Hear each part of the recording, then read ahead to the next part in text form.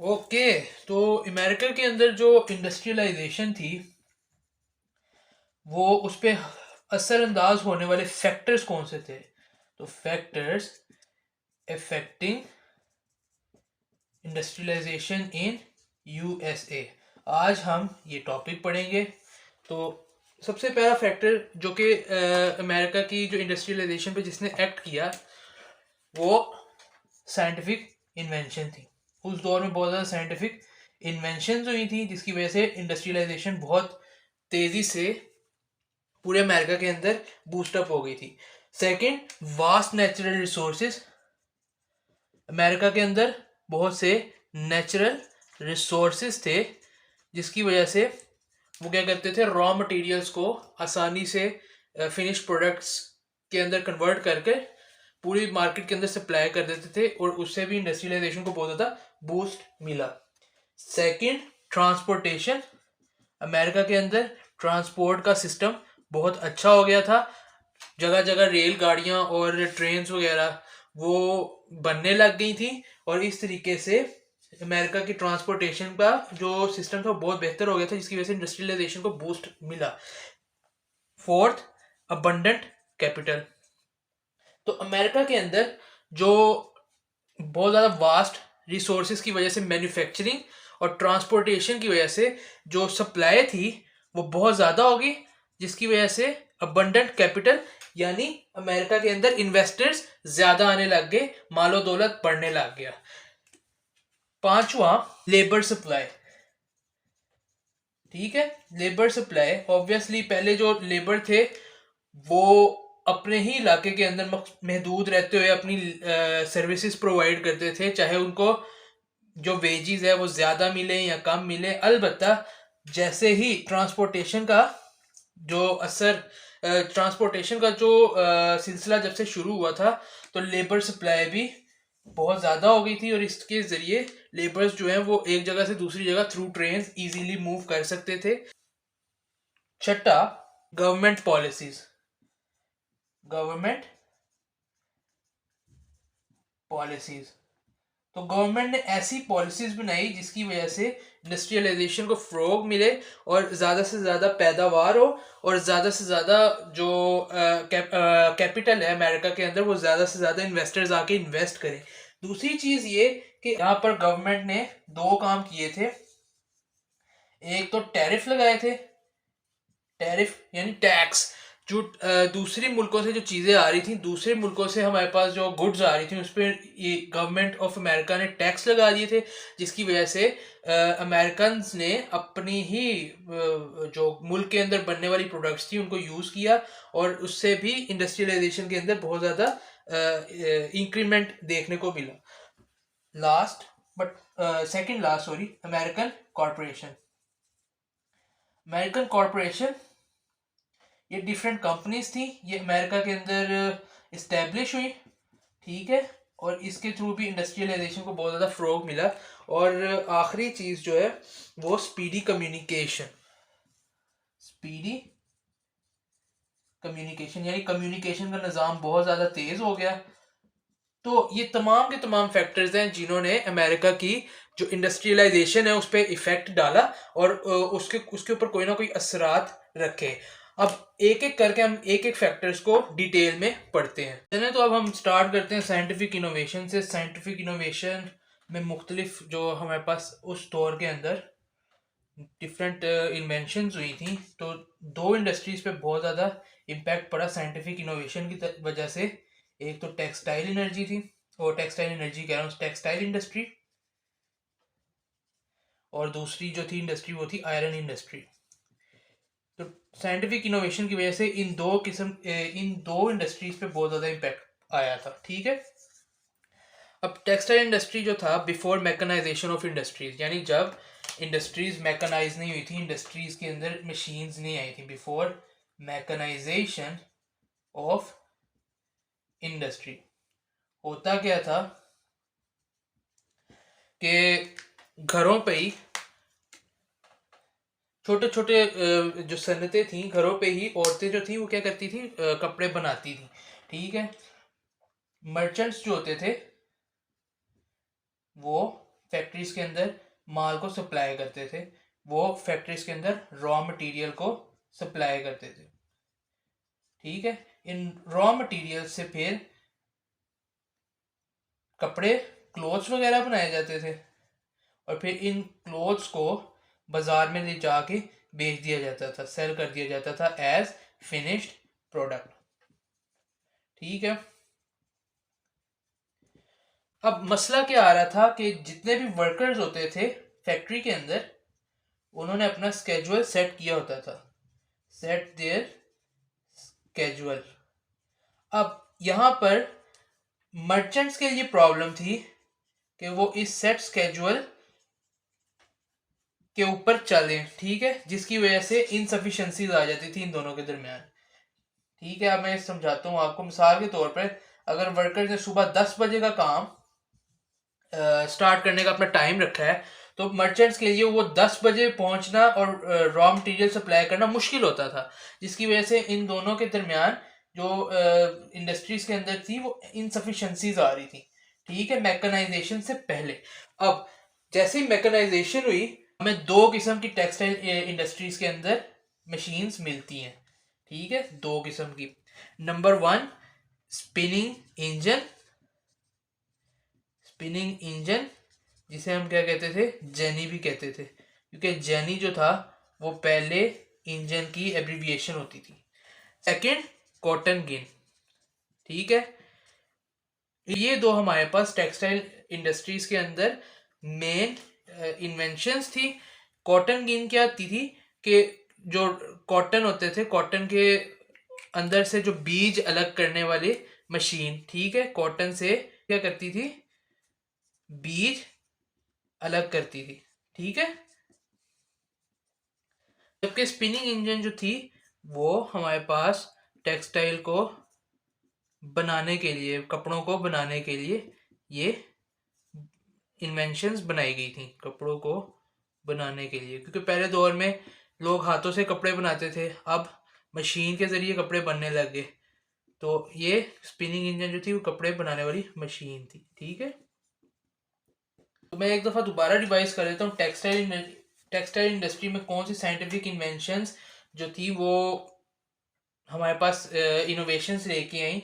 Number 1, mechanisation के पहले का प्रोसेस। मैकेनाइजेशन से पहले मर्चेंट्स जो थे वो रॉ मटेरियल सप्लाई करते थे, और रॉ मटेरियल से फिर हाथों से हैंडमेड क्लोथ्स बनाए जाते थे, हैंडमेड क्लोथ्स बनाए जाते थे, और फिर उन क्लोथ्स को हम लोग क्या करते थे, as a finish product sale कर देते थे।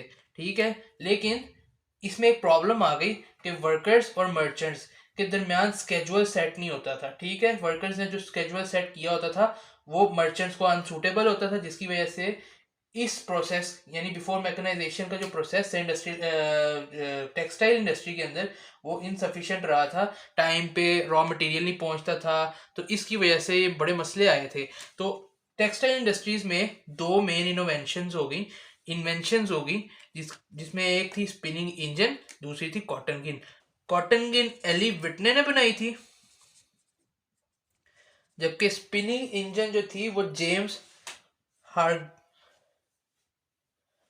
हारग्रीव ने बनाई थी। जेम्स हारग्रीव इसने बनाई थी। ठीक है, तो ये दो चीज़ें आपने याद रखनी है कि जेम्स हारग्रीव ने स्पिनिंग इंजन बनाया था, कॉटन गिन एली विटने ने बनाई थी। अब आ जाए आयरन इंडस्ट्री के ऊपर। तो आयरन इंडस्ट्री जो थी, इसके अंदर जब इनोवेशंस हुई, इंडस्ट्रियल रिवोल्यूशन हुआ, तो आयरन और जो स्टील थे, आयरन और स्टील, ये बहुत ज़्यादा एसेंशियल कंपोनेंट बन गए थे। एसेंशियल कंपोनेंट बन गए थे किन चीज़ों के, ये होम अप्लायंसेस जो थी, home appliances, fridge, freezer, AC, TV, उनमें ये बहुत ज़्यादा यूज़ होने लग गए थे। तो होम अप्लायंसेस की ये बहुत एसेंशियल कंपोनेंट्स बन गए थे, आयरन और स्टील। अब इससे मज़ीद और क्या क्या बनने लग गया था, शिप्स, बड़े बड़े बहरी जहाज बनने लग गए थे। इसके अलावा हमारे पास जो थी बिल्डिंग्स, ठीक है, बिल्डिंग्स बनने लग गई थी, और हमारे पास इंफ्रास्ट्रक्चर के अंदर बहुत ज़्यादा आयरन और स्टील हम यूज़ करने लग गए थे उस दौरान जब आयरन इंडस्ट्रीज के अंदर इनोवेशन है। तो इसी दौरान ही स्टीम इंजन, ठीक है, स्टीम इंजन भी इसी दौरान दरियाफ्त हुआ था, इन्वेंट हुआ था। तो स्टीम इंजन को भी इसी दौरान बनाया गया था, और स्टीम इंजन जो थी ये एक सिंबल था, एक इंटेग्रल पार्ट था इंडस्ट्रियलाइजेशन का। ठीक है, ये सिंबल था इंडस्ट्रियलाइजेशन का कि जब स्टीम इंजन इजाद हुआ था तो उसको माना जाता है कि ये यहाँ से ही इंडस्ट्रियलाइजेशन बेसिकली स्टार्ट हुई थी, यही इंडस्ट्रियलाइजेशन का सिंबल था। अब स्टीम इंजन जो थी ये था क्या? स्टीम इंजन एक बहुत पावरफुल मशीनरी थी, और ये यूज होती थी लोकोमोशन के लिए, हरकत के लिए। ठीक है, तो ये क्या थी? पावर मशीनरी थी। और ये लोकोमोटिव पर्सन, यानी एक जगह से दूसरी जगह जाने के लिए, लोकोमोशन का मतलब होता है, मोशन से याद रखने, हरकत। तो एक जगह से दूसरी जगह जाने के लिए ये बहुत ज़्यादा पावरफुल मशीनरी थी, और ये यूज होती थी किसके अंदर? शिप्स एंड ऑटोमोबाइल्स के अंदर। ठीक है, तो एक दफ़ा रिवाइज कर लेते हैं दोबारा। आयरन इंडस्ट्रीज के अंदर आयरन और स्टील एक एसेंशियल कंपोनेंट्स बन गए थे होम अप्लायंसेस, शिप्स और बिल्डिंग्स और इंफ्रास्ट्रक्चर के। और इसी दौरान ही स्टीम इंजन बनाया गया था। ये steam engine symbol of industrialisation है। स्टीम इंजन एक पावरफुल मशीनरी थी जिसको हम यूज़ करते थे किसके लिए? लोकोमोशन के लिए, और शिप्स और मुख्तलिफ ऑटोमोबाइल्स के अंदर यूज़ किया जाता था इसे। अब जो दूसरा फैक्टर था जिसने इंडस्ट्रियलाइजेशन ऑफ यूएसए पे एक्ट किया, वो था वास्ट रिसोर्सेज। अब यूएसए एक बहुत बड़ा मुल्क है, बहुत बड़ा मुल्क। USA is a vast big country, इतना बड़ा मुल्क है। तो इस बड़े से मुल्क के अंदर नेचर की तरफ से बहुत सी नेचुरल रिसोर्सेज थे। तो नेचुरल रिसोर्सेज बहुत ज़्यादा, नेचुरल रिसोर्सेज की अबंडेंस थी। ठीक है, दूसरा, यूएसए के अंदर बहुत से रॉ मटेरियल्स थे। ठीक है, raw materials like coal, petroleum and natural gas.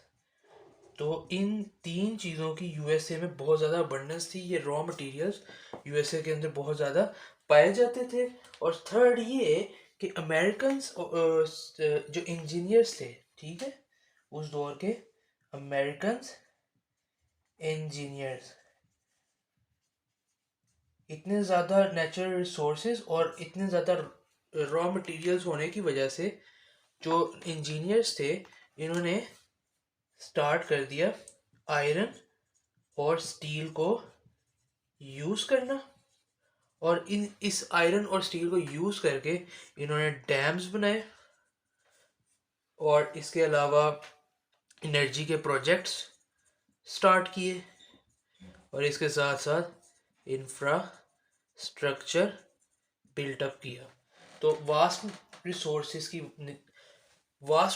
की वजह से यूएसए की इंडस्ट्रियलाइजेशन पे बहुत ज़्यादा फ़र्क पड़ा। यूएसए एक बहुत बड़ा कंट्री है, इसमें नेचुरल रिसोर्सेज की अबंडेंस है, इसमें रॉ मटेरियल्स बहुत ज़्यादा हैं, कोल, पेट्रोलियम, नेचुरल गैस।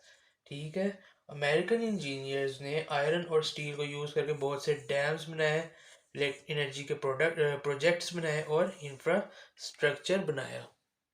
ओके, तो अब हम शुरू करते हैं तीसरा फैक्टर जिसने इंडस्ट्रियलाइजेशन ऑफ यूएसए पे एक्ट किया, वो था ट्रांसपोर्टेशन।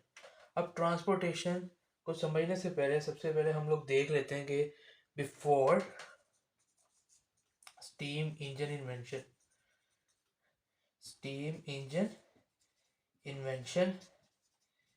क्या हालात थे यूनाइटेड स्टेट्स के।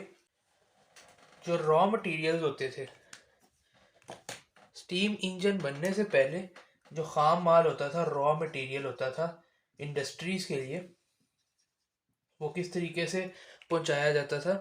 वो पहुंचाया जाता था घोड़े वाली गाड़ियों के, घोड़ा गाड़ी के थ्रू, हॉर्स वैगन्स के थ्रू।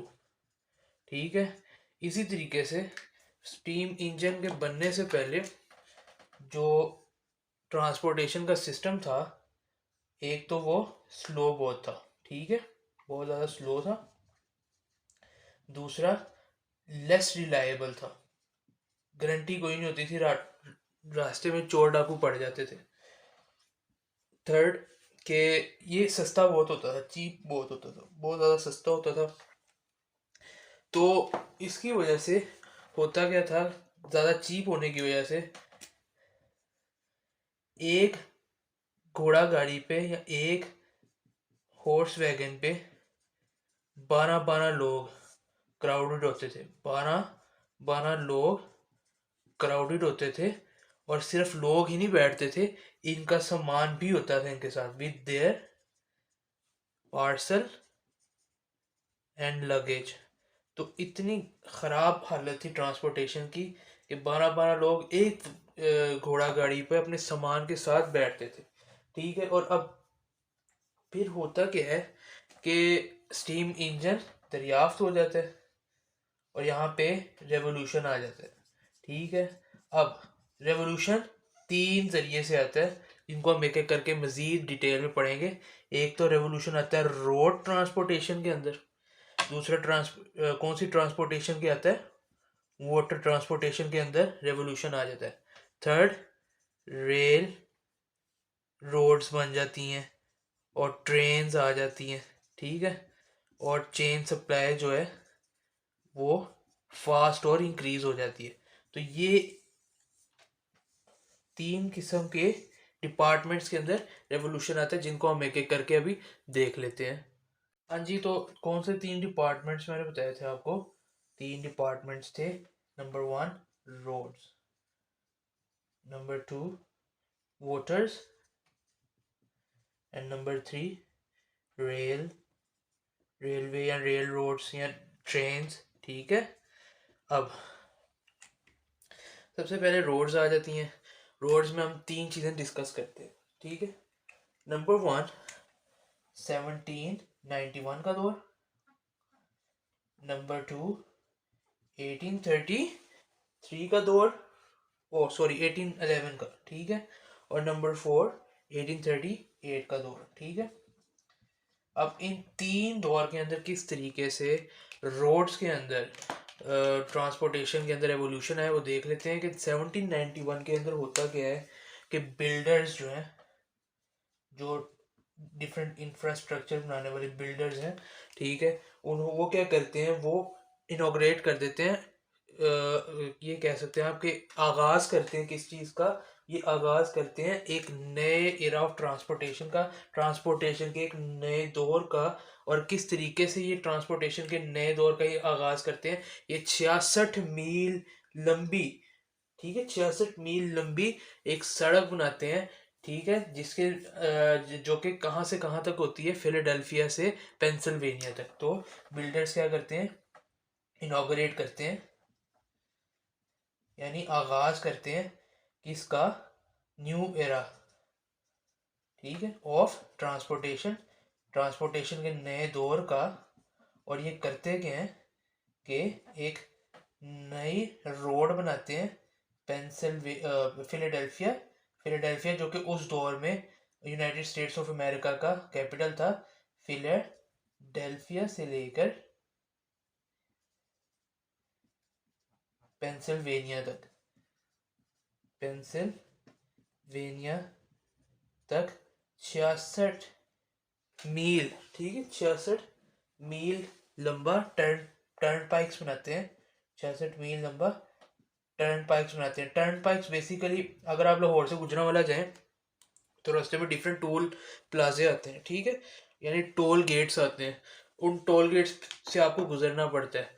तो 66 मील लंबा इन्होंने टर्न पाइक्स यानी 2 टोल गेट्स के दरमियान रोड बनाई थी, जो कि कहाँ से कहाँ तक जाती थी, पेंसिल्वेनिया, फिलाडेल्फिया से पेंसिल्वेनिया तक।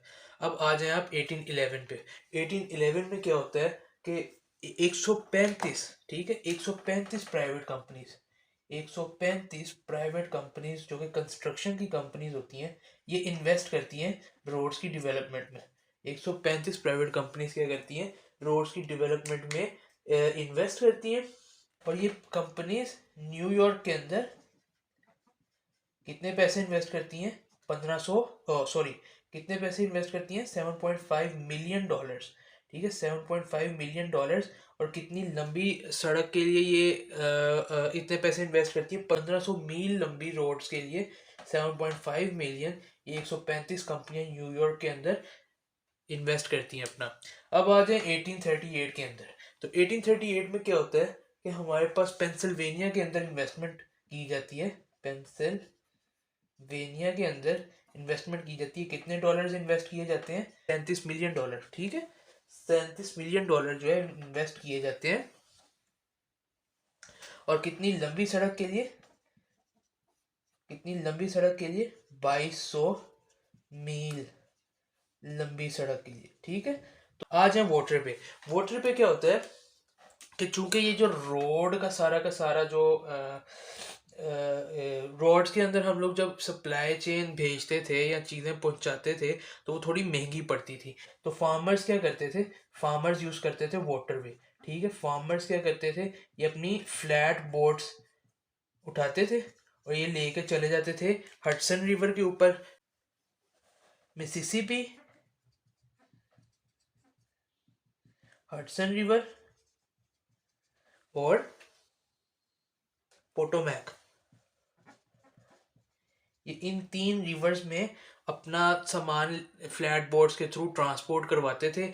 और इसमें इनको कितने सेंट्स पड़ते थे? 15 सेंट्स पड़ते थे एक टन गुड को ट्रांसपोर्ट करवाने के लिए। 15 सेंट्स पर 1 टन गुड्स। ठीक है, अच्छा अब आपके पास जो वाटर के अंदर, क्योंकि इंडस्ट्रियल ट्रांसपोर्टेशन ने भी इंडस्ट्रियलाइजेशन को बहुत ज़्यादा बूस्टअप किया था।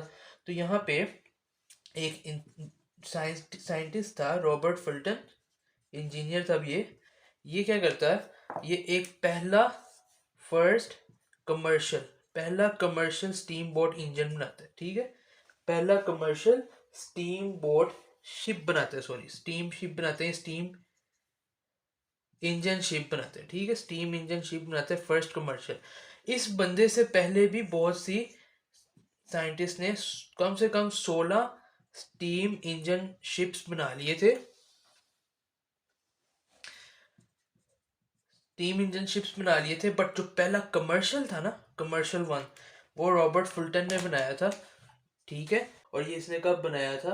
1800s के अंदर। ठीक है, ये इसने कब बनाया था? 1800s के अंदर। अच्छा, अब जब ये पहला कमर्शियल स्टीम इंजन शिप बना ना, तो इस जहाज के बनने की वजह से जो अमेरिका था वो अपनी शिप्स को अटलांटिक ओशन के थ्रू दूसरे कॉन्टिनेंट की तरफ भी ट्रांसपोर्ट करने लग गया। तो America transported its goods to other countries through Atlantic Ocean. ठीक है, अटलांटिक ओशन में भी इसने ये उतार लिया था अपना शिप, और इसके थ्रू जो है अमेरिका ने ट्रांसपोर्टेशन शुरू कर दी थी। तो ये चीज़ आपने याद रखनी है। आज हैं ट्रेन या रेल के ऊपर। तो जैसे ही इंडस्ट्रियलाइजेशन का प्रोसेस तेज हुआ तो पूरे अमेरिकन कॉन्टिनेंट के अंदर रेलवे कनेक्शन होने लग गया। ठीक है, रेलवे कनेक्शन जो था वो क्या कर गया? वो बढ़ गया था, नंबर 1। नंबर 2, ईस्ट से लेके ये कनेक्शन वेस्ट तक फैलाया जाने लगा। ठीक है, अब यहाँ पर अच्छा 1830 के बाद, आफ्टर 1830, ये लग रहा था, ये नज़र आ रहा था कि जो रेल रोड्स हैं यही अमेरिका के चीफ मीन्स ऑफ ट्रांसपोर्ट बन जाएंगे, चीफ मीन्स ऑफ ट्रांसपोर्ट बनने वाले। ठीक है, तो 1830 के अंदर ही, ये मैं ऊपर लिख देता हूँ, 1830 के अंदर ही कंस्ट्रक्शन कंपनीज ने 3328 माइल की रेलवे रोड बिछा दी थी। ठीक है, रेलवे लाइन बिछा दी थी। ठीक है, इन रेलवे लाइंस के ऊपर जो ट्रेन थी वो कितने मील पर घंटे के हिसाब से चलती थी? वो चलती थी 10 मील पर घंटे के हिसाब से। ठीक है, तो एवरेज स्पीड जो ट्रेन की होती थी वो कितनी होती थी? 10 मील पर आवर। रेलवे का जो सफर होता था ना, वो फास्ट मोड ऑफ ट्रांसपोर्ट था। किससे भला? इस रोड से और वाटर से, ठीक है। तो as compare to water and road, rail road जो था या रेल का जो आपके पास सिस्टम था ट्रांसपोर्टेशन का, वो फास्ट था। और आपने एक चीज़ याद रखनी है कि 1865 तक, 1865 तक अमेरिका के अंदर 35,000 माइल्स रेल रोड बिछाई जा चुकी थी, जो कि 1873 के आने तक ये कितनी हो गई थी? डबल हो गई थी, यानी 70,000 माइल्स पर मुश्तमिल रेलवे रोड्स जो थी वो बनाई जा चुकी थी अमेरिका के अंदर। ये तीन चीज़ें आपने इस तरीके से तैयार कर लेनी ट्रांसपोर्टेशन के अंदर। नंबर वन, रोड्स, बिल्डर्स ने इनॉग्रेट किया न्यू एयर ऑफ ट्रांसपोर्टेशन को फिलाडेल्फिया से पेंसिल्वेनिया के अंदर 66 मील लंबी टर्नपाइल्स बनाकर। 1811 में 135 प्राइवेट कंपनीज न्यूयॉर्क में $7.5 मिलियन की इन्वेस्टमेंट करती है 15,000 माइल्स लंबी रोड के लिए। 1838 के अंदर पेंसिल्वेनिया के अंदर $37 मिलियन की इन्वेस्टमेंट की जाती है और ये 22 माइल्स लंबी रोड बनाने के लिए ये इन्वेस्टमेंट की जाती है। वाटर रूट्स के ऊपर आ जाए तो फार्मर्स इंडस्ट्रियलाइजेशन से पहले क्या करते थे? फ्लैट बोट्स यूज़ करते थे और ये फ्लैट बोट्स लेके चले जाते थे मिसिसिपी, हडसन और पोटोमैक रिवर के ऊपर, और इनकी जो ट्रांसपोर्ट किया करवाई जाती थी गुड्स की, उस ट्रांसपोर्टेशन का रेट क्या होता था? 15 सेंट्स पर टन, ठीक है। और इसके बाद आता है एक इंजीनियर जिसका नाम है रॉबर्ट फुल्टन पहला कमर्शियल स्टीम इंजन बनाता है, स्टीम शिप इंजन बनाता है, ठीक है, स्टीम इंजन शिप, जो कि 1800 के अंदर बनता है, यानी 19वीं सदी में बनता है। और 16 स्टीम शिप इससे पहले भी बनाए जा चुके थे, लेकिन पहला कमर्शियल रॉबर्ट फुल्टन ने ही बनाया था। और जैसे ही रॉबर्ट फुल्टन अपना इंजन बनाता है, अपना जो स्टीम शिप्स बनाता है, तो उसके बाद अमेरिका को रसाई मिल जाती है कि वो इजीली दूसरे कंट्रीज तक भी अपनी जो गुड्स हैं उनकी ट्रांसपोर्टेशन अटलांटिक ओशन के थ्रू कर सके। फिर तीसरा जो आपके पास जरिया आता है ट्रांसपोर्टेशन का अमेरिका के अंदर, वो रेलवे ट्रेन का था। अमेरिकन रेलवे ट्रेन कनेक्शन जो है वो इंडस्ट्रियलाइजेशन के दौर में बहुत ज़्यादा बढ़ गया था। ईस्ट से वेस्ट तक रेलवे लाइंस और रेलवे रोड्स बिछाए जाने लगे थे। 1830 के बाद जो आपके पास रेलवे रोड था, वो माना जाने लगा कि आपके पास ट्रांसपोर्ट का ये चीफ मीन्स ऑफ ट्रांसपोर्ट है, यानी रेलवे रोड के थ्रू जो ट्रांसपोर्ट होती है उसको चीफ मीन्स ऑफ ट्रांसपोर्ट गिनने लगे थे अमेरिकन। 1830 में कंस्ट्रक्शन कंपनियां क्या करती हैं? 3328 मील की रेलवे लाइन बिछाती हैं, और ये जो रेलवे लाइन जो होती है, इस पे जो ट्रेन चलती थी वो average speed of 10 miles per hour की स्पीड से चलती थी। और 1865 के अंदर 3500 माइल्स की रेलवे लाइन बिछाई जाती है, जबकि यही 1873 के अंदर डबल हो जाती है और कितनी हो जाती है? 70,000 माइल्स।